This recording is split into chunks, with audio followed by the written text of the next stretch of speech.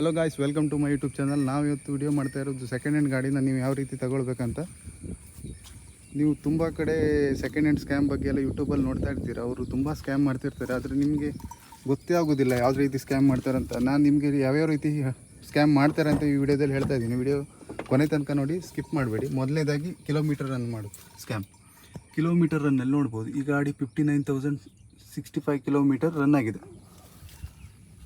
ಕೆಲವರು ಎಂತ ಮಾಡ್ತಾರೆ, ಈಗ ಶೋರೂಮ್ ಸರ್ವಿಸ್ ಮಾಡಿಸೋದಿಲ್ಲ, ಹೊರಗಡೆಯಿಂದ ಸರ್ವಿಸ್ ಮಾಡಿಸ್ತಾರೆ. ಈಗ ಒಂದು ನಿಮ್ಗೆ ಎಕ್ಸಾಂಪಲ್ ಕೊಡೋದಾದರೆ, ಈಗ ನಿಮ್ಮ ಗಾಡಿ ಒಂದು 80,000 ರನ್ ಆಗಿದೆ ಅಂತ ಇಟ್ಕೊಳ್ಳಿ. ಅವ್ರು ಏನು ಮಾಡ್ತಾರೆ, 50,000 ಆದ ನಂತರ ಶೋರೂಮ್ಗೆ ಗಾಡಿ ತಗೊಂಡು ಹೋಗೋದಿಲ್ಲ, ಹಾಗೆ ಹೊರಗಡೆ ಸರ್ವಿಸ್ ಮಾಡ್ಕೊಂಡು ಓಡಿಸ್ತಾ ಇರ್ತಾರೆ. ಅದು ಶೋರೂಮಲ್ಲಿ ಎಲ್ಲೂ ಎಂಟ್ರಿ ಇರೋದಿಲ್ಲ. ನೀವು ಕೇಳಿದಾಗ ಅಂತ ಹೇಳ್ತಾರೆ, ನಾವು ಶೋರೂಮಲ್ಲಿ ಸರ್ವಿಸ್ ಮಾಡಿಸೋದಿಲ್ಲ, ಹೊರಗಡೆ ಸರ್ವಿಸ್ ಮಾಡಿಸಿದೆ ಅಂತ. ಅವ್ರದ್ದು ಏನಾದರೂ 1 ಲಕ್ಷ ಕೂಡ ರನ್ ಆಗಿದ್ರು ಅವ್ರು ನಿಮ್ಗೆ 60,000 ಅಂತಲೇ ತೋರಿಸೋದು. ಅದು ನಿಮ್ಮ ಶೋರೂಮಲ್ಲಿ ಎಂಟ್ರಿ ಇರೋದಿಲ್ಲ. ನೀವು ಅದಕ್ಕೆ ಏನು ಮಾಡಬೇಕಂದ್ರೆ, ಶೋರೂಮ್ ಸರ್ವಿಸ್ ಮಾಡಲಿಲ್ಲ ಅಂದರೆ ಗಾಡಿನ ತಗೊಳ್ಳೇಬೇಡಿ, ಅದು ತುಂಬ ರಿಸ್ಕ್. ನೀವು ಗಾಡಿ ತೊಗೊಳ್ಳೋ ಮುನ್ನ ಗಾಡಿದು ನಂಬರ್ ತೊಗೊಳ್ಳಿ. ನಂಬರನ್ನ ಶೋರೂಮ್ ಅವ್ರಿಗೆ ಕೊಟ್ಟರೆ ಅವರು ನಿಮ್ಗೆ ಅದ್ರ ಕಂಪ್ಲೀಟ್ ಡೀಟೇಲ್ಸನ್ನು ಕೊಡ್ತಾರೆ. ಗಾಡಿ ಯಾವ್ಯಾವ ಟೈಮಲ್ಲಿ ಸರ್ವಿಸ್ ಆಗಿದೆ, ಮತ್ತು ಎಷ್ಟು ಕಿಲೋಮೀಟರ್ ಸರ್ವಿಸ್ ಆಗಿದೆ, ಏನೇನು ಪಾರ್ಟ್ಸ್ ಚೇಂಜ್ ಆಗಿದೆ ಎಲ್ಲ ಇರ್ತದೆ. ಅದರಲ್ಲಿ ಏನಾದರೂ ನಿಮ್ಗೆ ಸ್ವಲ್ಪ ಏನಾದರೂ ಗೊಂದಲ ಇದನ್ನು ನೋಡಿದ್ರು ಆ ಗಾಡಿನ ಅವಾಯ್ಡ್ ಮಾಡಿ. ಮತ್ತು ನೀವು ಮೆಕ್ಯಾನಿಕನ್ನು ಕರ್ಕೊಂಡೋಗಿ ತೋರಿಸೋದು ಸೆಕೆಂಡ್ರಿ. ಆದರೆ ಮೊದಲನೇದಾಗಿ ನೀವು ಇದನ್ನು ಸ್ವಲ್ಪ ಚೆಕ್ ಮಾಡ್ಕೊಳ್ಳಿ. ಈ ಎರಡನೇದಾಗಿ ಇದು ಮೀಟರ್ ಟ್ಯಾಂಪರಿಂಗಲ್ಲಿ ಸ್ಕ್ಯಾಮ್ ಮಾಡೋದು. ಎರಡನೇದಾಗಿ ಆಕ್ಸಿಡೆಂಟ್, ಸಣ್ಣ ಪುಟ್ಟ ಸ್ಕ್ರ್ಯಾಚ್ ಎಲ್ಲ ಇರ್ತಲ್ಲ, ಅದೆಲ್ಲ ಶೋರೂಮ್ಗೆ ಹೋಗದೇನೂ ಮಾಡ್ತಾರೆ ಅವರು. ಈ ಪ್ಯಾನಲ್ಸ್ ಏನಿದೆ ಇದ್ರ ಪೇಂಟ್ನನ್ನು ಚೆಕ್ ಮಾಡ್ಕೊಳ್ಳಿ. ಏನಾದರೂ ಅನ್ಇವನ್ ಇದೆಯಾ, ಅಥವಾ ರಫ್ ಇದೆಯಾ, ಅಥವಾ ಪೇಂಟಿಂಗ್ ಮಾಡಿರ್ತಾರೆ ಏನಾದ್ರು ಕಾಣುತ್ತಾ ನೋಡಬೇಕು. ಇದು ಮೈನರ್ ಸಣ್ಣ ಪುಟ್ಟ ಡೆಂಟೆಲ್ಲ ಇರುತ್ತಲ್ಲ, ಬಂಪರ್ ಮತ್ತು ಬ್ಯಾಕ್ ಸೈಡ್ ಬಂಪರ್, ಅದು ತೊಂದರೆ ಇಲ್ಲ. ಅದೇ ನಿಮ್ಮದು ಈ ಕಡೆ ಅಥವಾ ಈ ಪ್ಯಾನಲಲ್ಲೆಲ್ಲ ಪೇಂಟ್ ಆಗಿದ್ದರೆ ನೀವು ಚೆಕ್ ಮಾಡ್ಕೊಳ್ಬೇಕಾಗ್ತದೆ.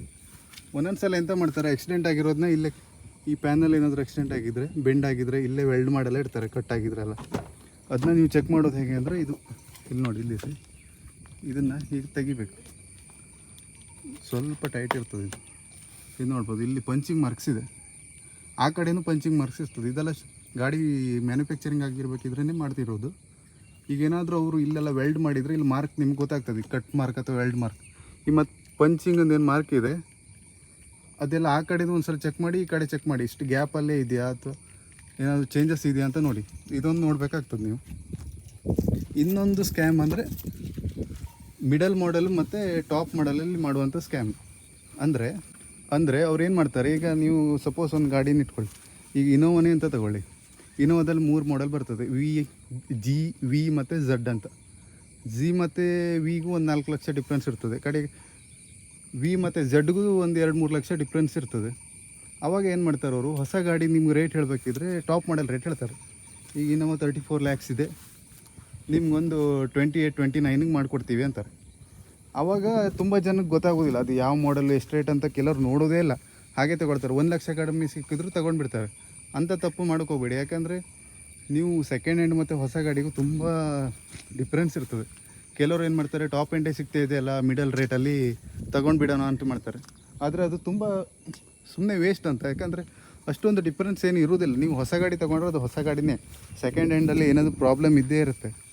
ಅಥವಾ ಅಷ್ಟು ಒಳ್ಳೆ ಮೇಂಟೈನ್ ಮಾಡಿಕೊಂಡ್ರು ನೀವು ಬರೀ 2 ಲಕ್ಷ ಉಳಿಸೋಕ್ಕೆ ಸಲುವಾಗಿ ಸೆಕೆಂಡ್ ಹ್ಯಾಂಡ್ ತೊಗೊಳ್ಳೋದು ಅಷ್ಟು ಒಳ್ಳೆಯದಲ್ಲ. ನೀವು ಅಷ್ಟಿದ್ರೆ ಲೋವರ್ ವೇರಿಯಂಟ್ಸೇ ತೊಗೊಳ್ಳಿ, ಲೋವರ್ ಮಾಡೆಲ್ ಯಾವುದಾದ್ರು ತೊಗೊಳ್ಳಿ.